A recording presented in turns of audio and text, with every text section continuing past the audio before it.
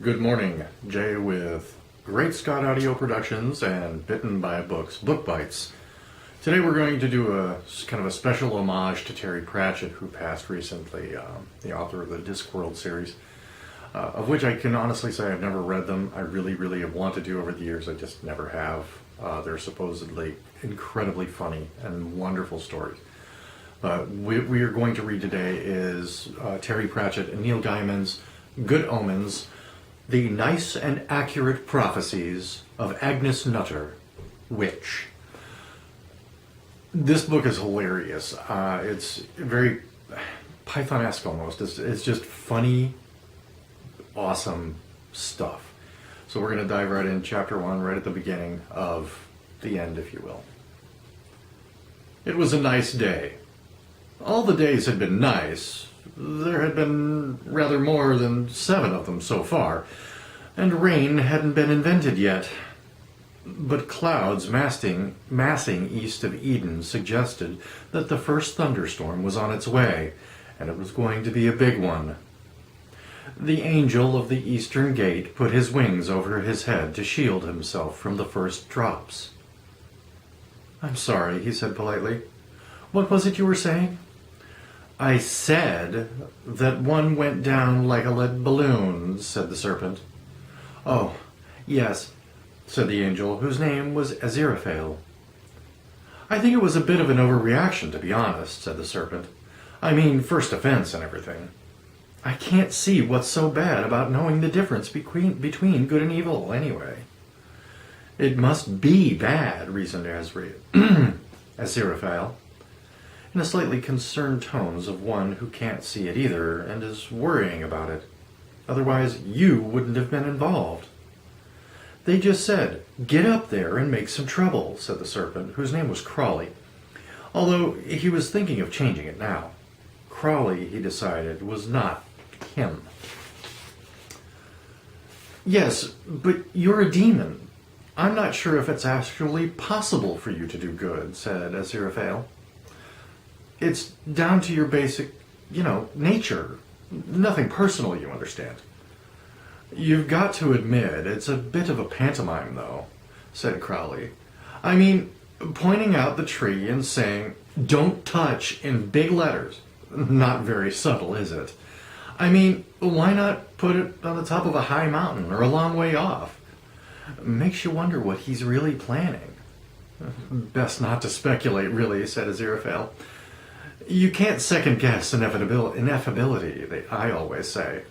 There's right and there's wrong. If you do wrong when you're told to do right, you deserve to be punished." They sat in embarrassed silence, watching the raindrops bruise the first flowers.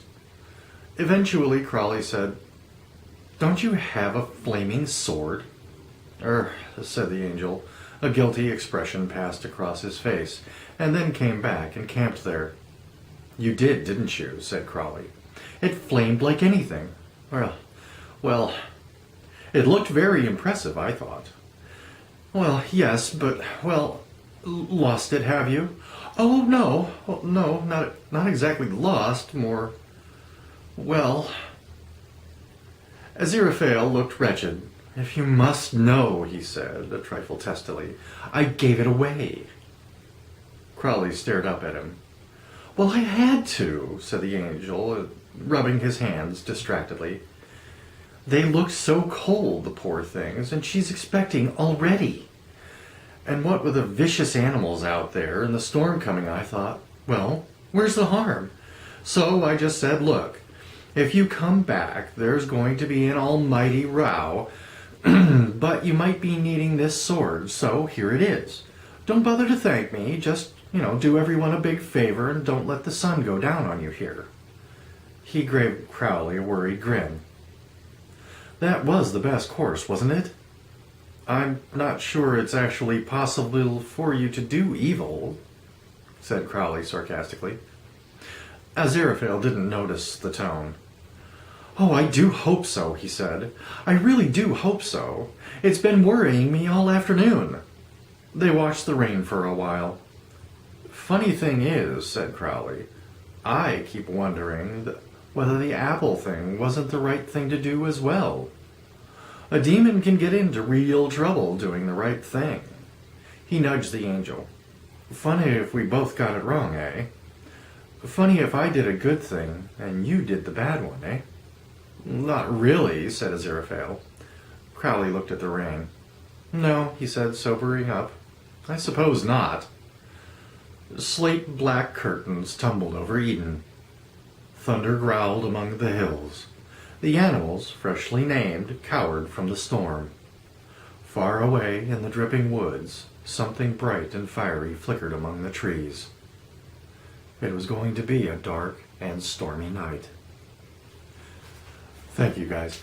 Once again, if you want to have a lot of fun, it's just the one book, and these two authors are phenomenal, phenomenal, phenomenal authors. So much fun, so much wit. It's awesome.